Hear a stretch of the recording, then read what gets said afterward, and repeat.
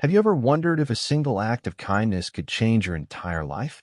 For Naomi Taylor, a 34-year-old single mother working two jobs and barely making ends meet, that question was about to be answered in the most extraordinary way. The morning she gave away her last meal to a homeless veteran, she had no idea she was setting in motion a chain of events that would transform her world. She couldn't have known that the shabby, bearded man accepting her carefully prepared omelet was more than he appeared. She couldn't have imagined that 2 weeks later, a gleaming black Ferrari would pull up outside her apartment building, driven by someone who never forgot a kindness or an injustice. Sometimes the universe has a way of balancing the scales. Sometimes, when you give without expectation of return, the universe gives back tenfold. The alarm blared at 4:30 a.m., but Naomi Taylor was already awake. She had been staring at the ceiling for the past hour, mentally calculating bills against her dwindling bank account. 34 years old with dark circles under her eyes that makeup could no longer hide, Naomi slipped out of bed quietly, careful not to wake 7-year-old Lily, who had crawled into her bed sometime during the night. Naomi paused to brush a strand of hair from her daughter's face.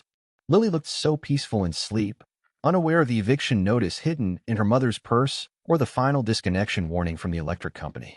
Naomi had exactly 2 weeks to come up with $1,200, or they would be looking for a new place to live.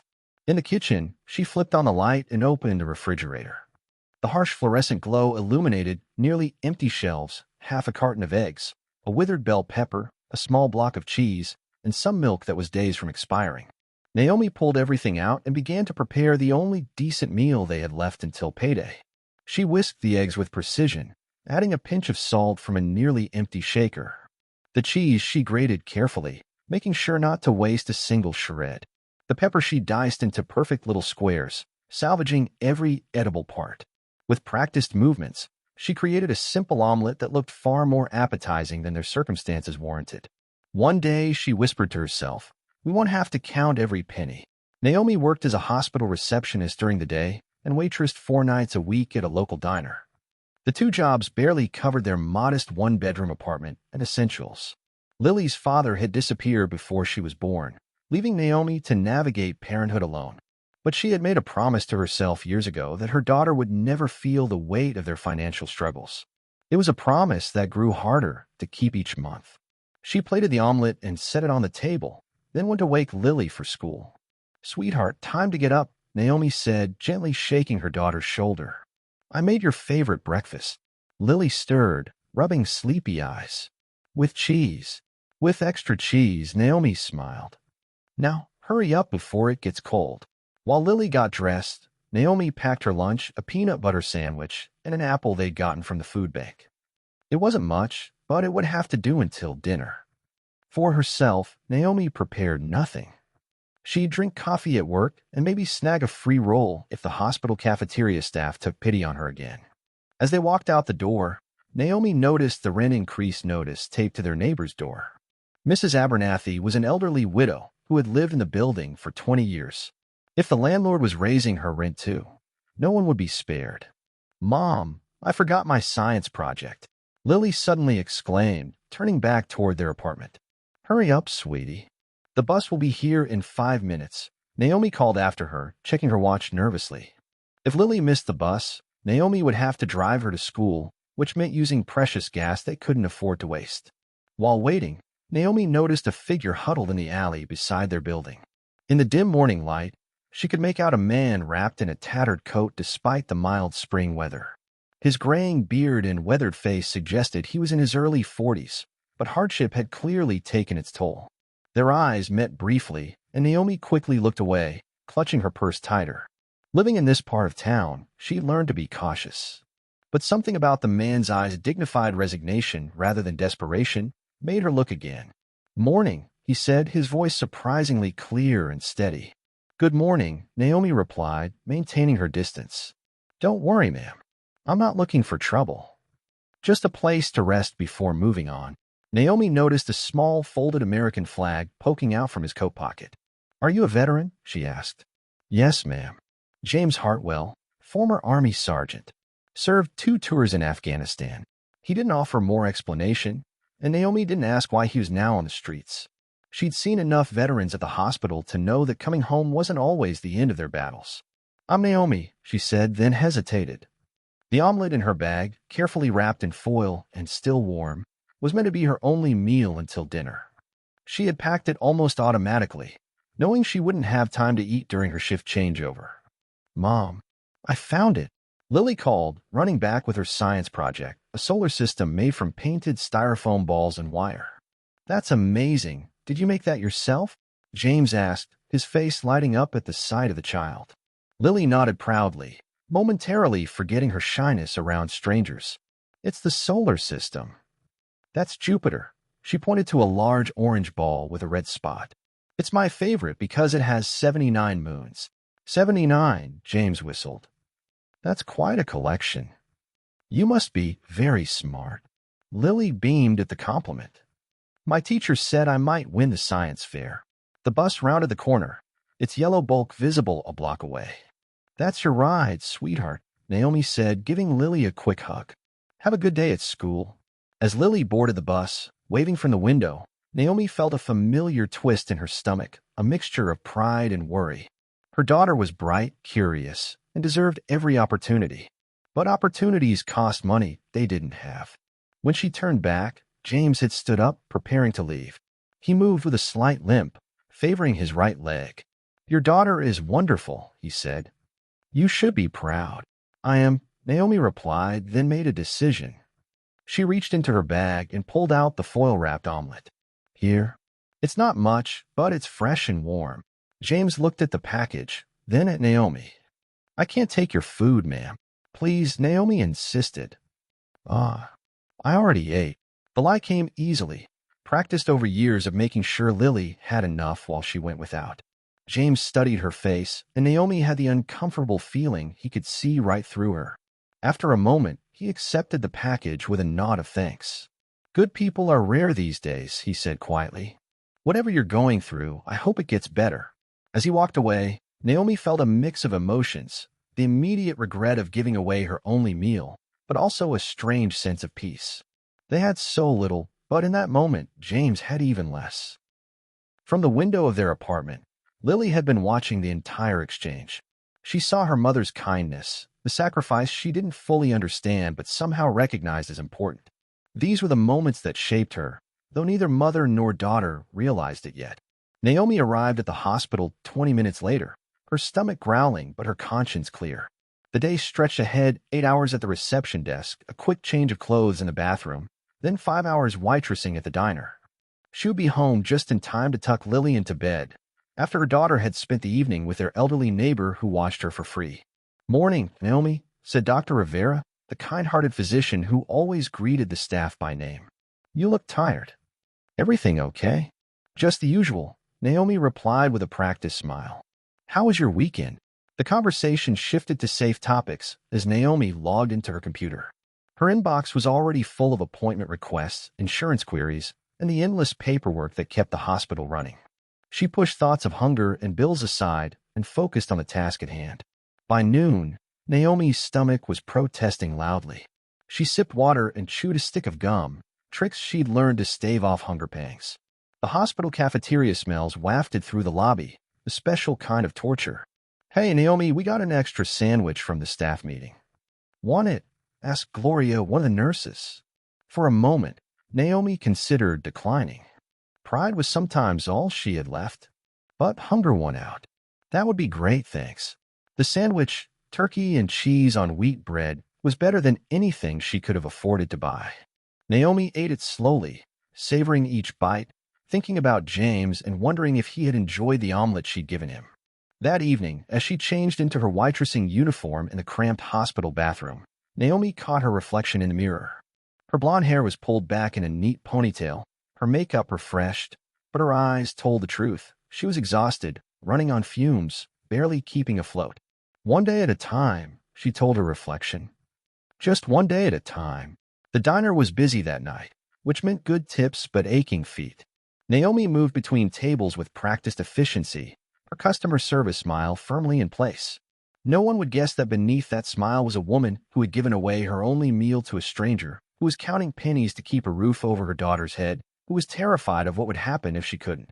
When her shift ended at 10 p.m., Naomi collected her tips, $63, not bad for a Monday, and headed home. Mrs. Abernathy was dozing on the couch, a book open on her lap.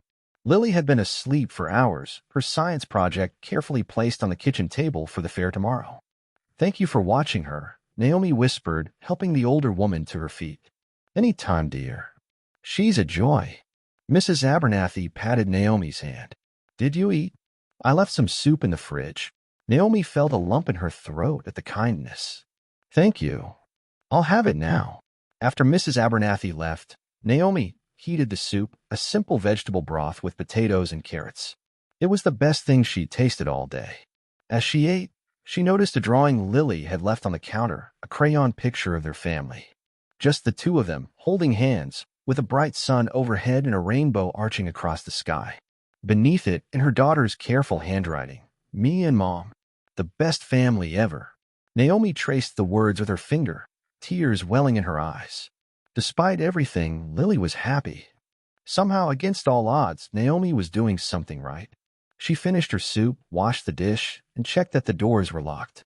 Before going to bed, she looked in on Lily, who was sound asleep, her stuffed giraffe clutched to her chest. "I love you more than anything," Naomi whispered, kissing her daughter's forehead. "And I promise, somehow we're going to be okay." As she crawled into bed, exhaustion overtaking her, Naomi had no idea that her small act of kindness that morning had set in motion events that would change their lives forever. Sometimes the universe notices when good people make sacrifices. Sometimes it decides to balance the scales. And sometimes that balance comes in unexpected ways, like a black Ferrari pulling up outside a rundown apartment building, driven by someone who remembers a simple act of kindness when it mattered most. 2 weeks had passed since Naomi Taylor had given her last meal to James Hartwell, and the universe seemed determined to test her further. Rain pounded mercilessly against the thin windows of her apartment as she stared at the final eviction notice that had been slipped under her door that morning. The red stamp across the front left no room for interpretation. "Vacate within 72 hours. Naomi sank onto the worn couch, the paper trembling in her hands. She had been just $200 short on rent, begging her landlord for an extension until her next paycheck. Vincent Crowley had stood in her doorway, his tall, lean frame blocking the light from the hallway, his cold gray eyes assessing her apartment like a vulture eyeing dying prey. "Please, Mr. Crowley," she had pleaded 3 days ago. "I've never been late before. I just need until Friday when I get paid." Vincent, 56, with salt and pepper hair always immaculately styled in custom suits that cost more than Naomi's monthly rent, had merely sneered. "Rules are rules, Miss Taylor. This isn't a charity operation." His gaze had drifted to a family photo on her wall. "Perhaps you should have thought about the consequences before taking on responsibilities you clearly can't handle." The thinly veiled reference to her status as a single mother had stung worse than the rejection itself. Now, with just 3 days to find a new home, Naomi felt the walls closing in. The hospital where she worked during the day had cut back everyone's hours due to budget constraints, and the diner had closed unexpectedly when the owner suffered a heart attack. Her carefully constructed life was collapsing like a house of cards. "Mom." Lily stood in the doorway of her bedroom, rubbing sleep from her eyes. "Why are you crying?" Naomi quickly wiped her face, tucking the notice into her pocket. "Just grown-up stuff, sweetheart. Nothing for you to worry about." She forced a smile. "Did you finish your homework?" Lily nodded, her eyes still fixed on the spot where her mother had hidden the paper. At 7 years old, she was perceptive beyond her years. "Are we going to have to move?" The question hit Naomi like a physical blow. She considered lying, protecting her daughter from a harsh reality, but Lily deserved better than false promises. "Yes, honey, but it's going to be an adventure." Her voice cracked slightly. "We'll find a better place, with more space for your toys." "I don't need more space," Lily said quietly. "I just want to stay with you." Naomi pulled her daughter into a tight hug, breathing in the sweet scent of her hair. "We'll always be together. That's the most important thing." Later that night, after tucking Lily into bed, Naomi sat at their small kitchen table with a calculator, a notepad, and the last of her emergency cash, $347 that she'd hidden inside an old coffee can. It wasn't enough for a security deposit on a new apartment, barely enough for a few nights in a motel. Her credit was already stretched thin from medical bills after Lily's hospitalization last winter for pneumonia. Her phone buzzed with a text from her friend Tasha, a nurse at the hospital, her about the diner. "You guys okay?" Naomi stared at the message, pride warring with desperation. Finally, she typed back, "Need a place to stay for a few days. Just until I figure things out."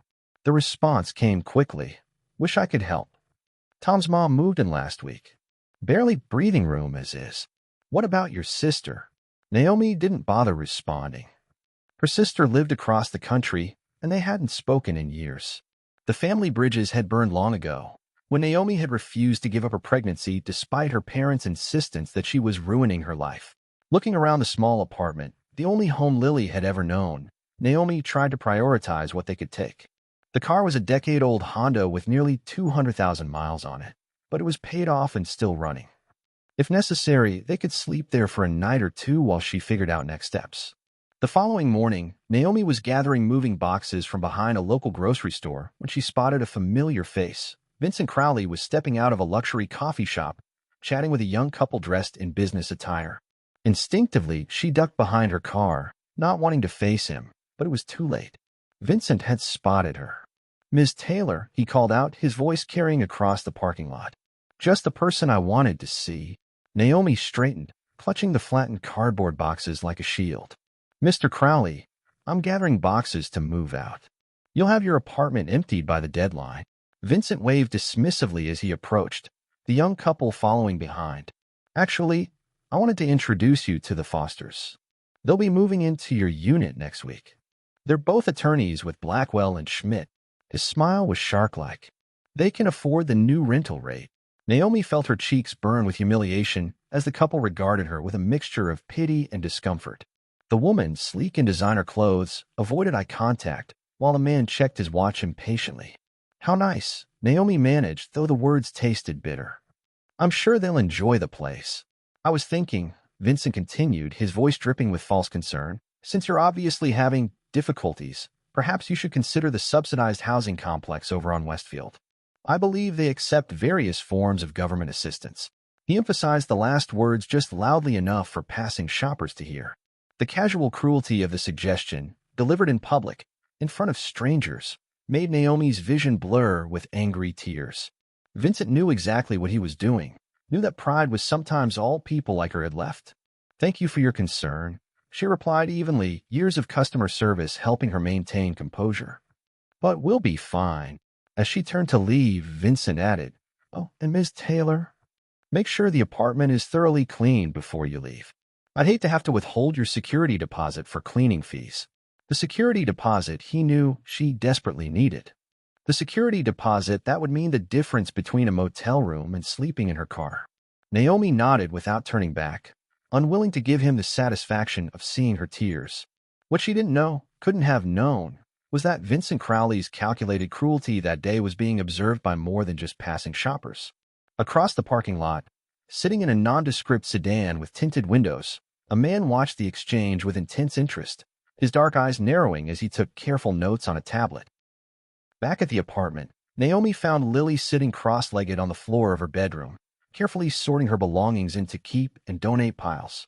The sight broke Naomi's heart. Her 7-year-old daughter should be playing with toys, not deciding which ones she could bear to part with. "You don't have to get rid of anything, sweetheart," Naomi said, kneeling beside her. "We'll find room for all your special things." Lily looked up, her face serious. "Mrs. Rodriguez at school says we should share with people who don't have enough. And some of these are baby toys anyway." She held up a stuffed elephant she'd had since infancy, examining it thoughtfully before placing it in the donate pile. Naomi bit her lip to keep from crying. When had her little girl grown so wise? "That's very generous of you. I'm proud of you for thinking of others. Like you did with that man," Lily said, "when you gave him your breakfast." Surprised, Naomi paused. She hadn't realized Lily had seen that exchange with James 2 weeks ago. "Sometimes helping others makes us feel good too," she explained. "Even when we don't have much ourselves." "Did it make you feel good?" Lily asked innocently. Naomi thought about it, the genuine gratitude in James's eyes, the way he'd accepted her offering with dignity rather than pity. "Yes," she answered honestly. "It did." The rest of the day passed in a blur of packing and phone calls. Naomi contacted every affordable housing option in a 30-mile radius, only to find waiting lists months or years long. She called distant acquaintances, former coworkers, even her old college roommate, but found no immediate solutions. By evening, she had resigned herself to the reality that they would likely be homeless by the weekend. As she prepared Lily's dinner, the last of their pasta with a jar of sauce she'd been saving, a knock sounded at the door. Expecting Mrs. Abernathy or perhaps another notice from Vincent, Naomi was surprised to find a professionally dressed woman with a clipboard standing in the hallway. "Ms. Taylor, I'm Rebecca Washington with the County Housing Authority," the woman said, extending her hand. "May I come in?" Confused but desperate for any help, Naomi invited her inside. Rebecca, a competent-looking woman in her early 40s, took in a half-packed apartment with a practiced eye. "I understand you're facing eviction," she said, getting straight to the point. "One of our outreach workers noticed your situation and flagged your case for expedited review." Naomi sat heavily on the couch. "Expedited review for what?" "Emergency housing placement," Rebecca explained, pulling forms from her bag. "We may be able to get you into a transitional apartment by the end of the week." Hope flared briefly before reality tamped it down. "I don't understand. I've been calling housing offices all day. Everyone says there's a waiting list." Rebecca nodded. "There usually is, but we have a few units set aside for emergency situations, particularly for families with children." She hesitated. "However, there's something you should know. These units are in the Westfield complex, the same complex Vincent had mockingly suggested." Naomi closed her eyes briefly. Westfield had a reputation: drug activity, gang violence, apartments with persistent mold and pest problems. But what choice did she have? "Can I think about it?" she asked. "Of course," Rebecca replied, leaving her card. "But I need to know by tomorrow morning." These units go quickly. After Rebecca left, Naomi stood at the window, watching the rain that had been falling all day. Across the street, she could see families in their homes. Lights on, people moving about, normal lives continuing while hers fell apart. She thought about Lily, about what it would mean to raise her in a place like Westfield, about the schools there, the environment, the dangers. But the alternative was worse. Pride wouldn't keep them warm or safe. Naomi was reaching for her phone to call Rebecca when another knock came at the door. This time, it was Vincent Crowley himself, impeccably dressed despite the late hour and rain. "Mr. Crowley," Naomi said, her voice flat. "If you're here about the apartment, I'm packing as quickly as I can." Vincent's expression was unreadable. "Actually, I'm here about another matter. May I come in?" Reluctantly, Naomi stepped aside. Vincent entered, his gaze sweeping critically over the boxes and bags. He pulled an envelope from his jacket pocket. "I've been reviewing your rental history," he began, "and it has come to my attention that there's a problem with your application from 2 years ago." Naomi frowned. "What problem?" "I filled out everything correctly." "You failed to disclose a pet," Vincent said smoothly, producing a photo from the envelope. It showed Lily in the building courtyard, playing with a small kitten. "This violates your lease agreement and carries a significant penalty." Naomi stared at the photo in disbelief. "That wasn't our cat. That was a stray Lily found. We fed it once and then helped find it a home. It was never in our apartment." Nevertheless, the lease clearly states that even temporary keeping of animals on the property requires written permission and an additional deposit. Vincent's smile never reached his eyes. "The penalty is quite substantial. I'm afraid I'll have to withhold your entire security deposit to cover it." In that moment, Naomi understood with perfect clarity. Vincent had been looking for an excuse, any excuse or to keep her deposit. Perhaps he had always intended to, seeing her as an easy target, a struggling single mother with no resources to fight back. "You can't do that," she said, her voice shaking with anger. "That's not legal." Vincent shrugged. "Feel free to contest it in court. I'm sure you have plenty of time and money for legal proceedings." He walked toward the door, then paused. "Oh, and I'll need your keys by noon on Friday. The cleaning crew arrives at 1. After he left, Naomi sank to the floor, the photo still clutched in her hand. The unfairness of it all crashed over her in waves. The security deposit had been her last hope for a motel room while she figured things out. Without it, her options narrowed to sleeping in their car or accepting the unit in Westfield. "Mom." Lily stood in the hallway, her pajamas rumpled from bed. Was that the mean man from before? Naomi looked up, surprised by her daughter's perception. You should be asleep, honey. I heard him talking about Cinnamon, Lily said, referring to the stray kitten they'd briefly cared for. He's not telling the truth. Cinnamon never came inside. I know, sweetheart. Naomi held out her arms, and Lily came to her, small and warm and trusting. Some people just aren't very nice. Is he why we have to move? Naomi hesitated, unsure how to explain the complexities of their situation to a child. Partly. But sometimes things happen that aren't anyone's fault. What's important is that we have each other. Lily nodded against her shoulder. Can I sleep with you tonight? Of course you can. Later, as Lily slept beside her, Naomi made her decision. She would call Rebecca in the morning and accept the Westfield apartment. It wasn't ideal, but it was a roof over their heads. They would make it work somehow. They had to. What she didn't know was that Vincent Crowley's visit had been observed as well, this time by a discreet security camera installed in the hallway just that morning. The footage was being reviewed in real time by someone with the power and resources to change everything. Friday morning arrived with cruel swiftness. Naomi had spent the night cleaning their apartment to pristine condition, determined not to give Vincent Crowley any excuse to claim additional fees. Her hands were raw from scrubbing, her back aching from moving furniture to clean beneath it.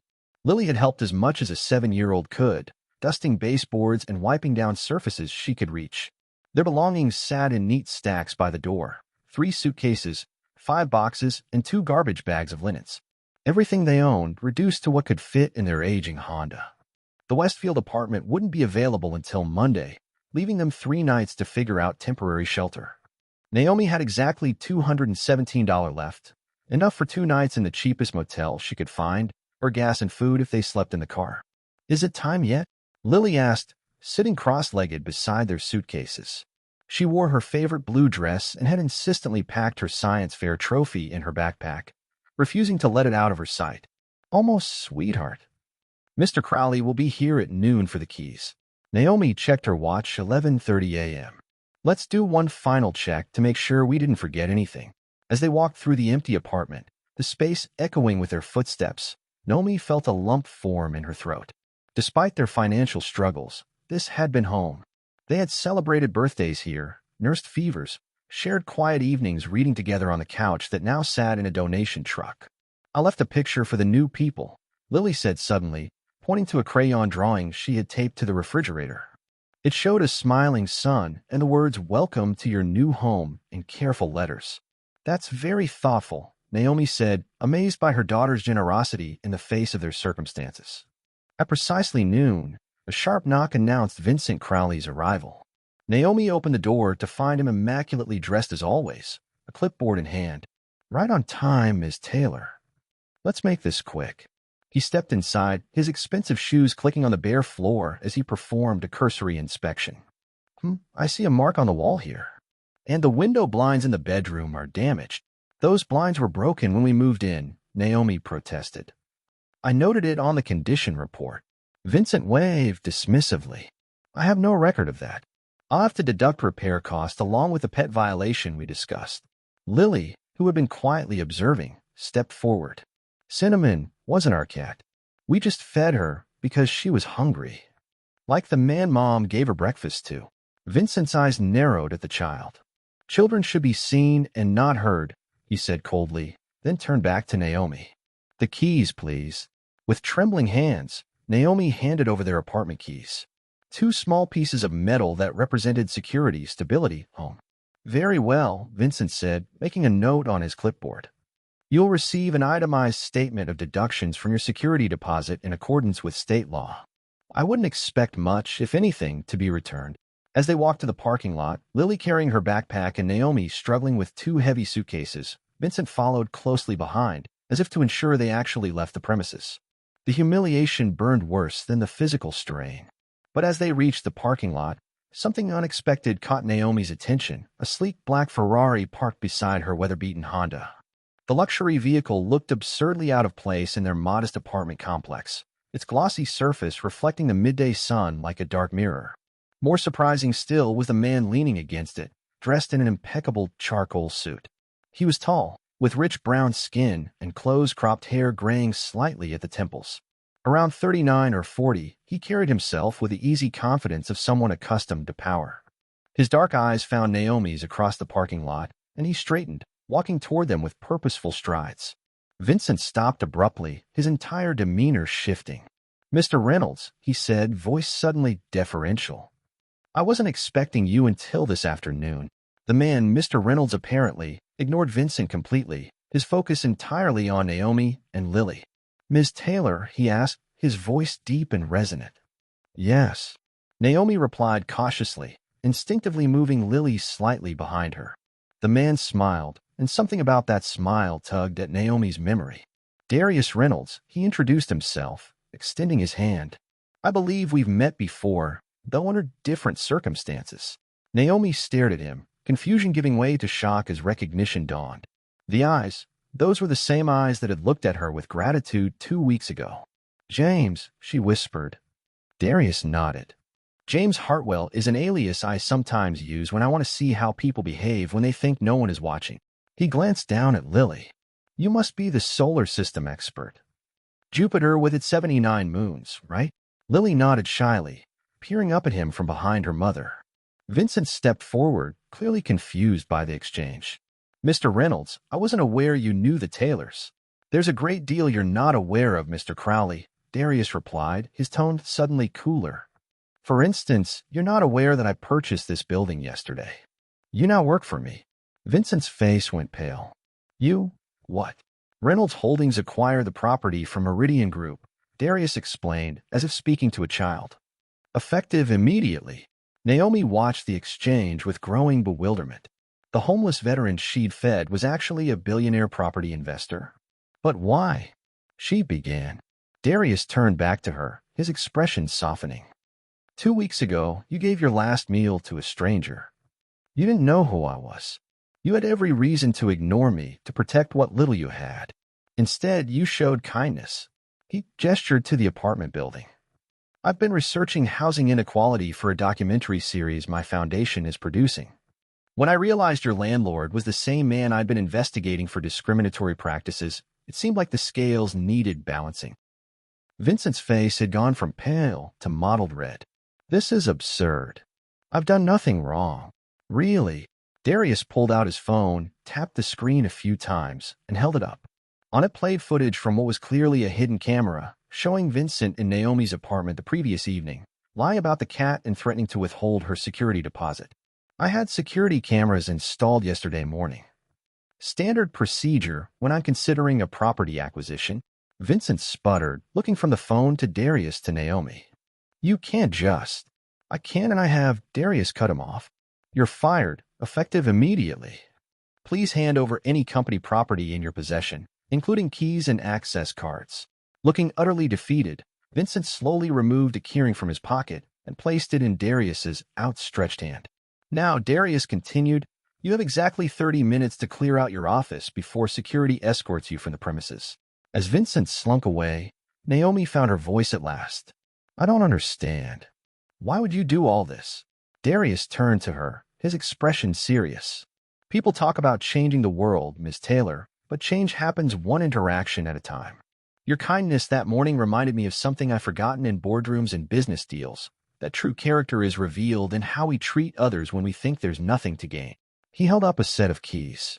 "These are yours. Your apartment is still your home, with a renewed lease at the original rate before all of Crowley's increases." Tears filled Naomi's eyes. "I can't accept that." "You can and you will," Darius replied firmly. "But there's more. I need a building manager for this property, someone who understands the residents' needs and will treat them with dignity. The position comes with the apartment and a salary that I think you'll find fair." Lily tugged at her mother's hand. "Does that mean we can stay, Mom?" Naomi looked down at her daughter, then back at Darius. "Why me? You don't even know me." "I know enough," he said simply. "I know you gave food to a stranger when you had none to spare. I know you've raised a compassionate, intelligent daughter despite difficult circumstances. I know Vincent rejected qualified applicants from lower-income backgrounds. I've seen the records, while you helped an elderly neighbor and took in a stray cat." He smiled. "Character isn't built in grand gestures, Miss Taylor. It's built in small moments when no one's looking. 1 month later, the apartment complex, a now renamed Harmony Gardens, was undergoing a transformation. Repairs that had been neglected for years were finally being addressed. A community garden had been planted in the previously barren courtyard. Most importantly, residents who had lived in fear of arbitrary evictions now had security. As for Vincent Crowley, the last Naomi heard, he had been forced to apply for an apartment in the Westfield complex, his finances destroyed by lawsuits from former tenants emboldened by Darius's example. In Naomi, she discovered talents she never knew she possessed, managing the building with compassion and efficiency. Her days were still busy, but now they were filled with purpose rather than desperation.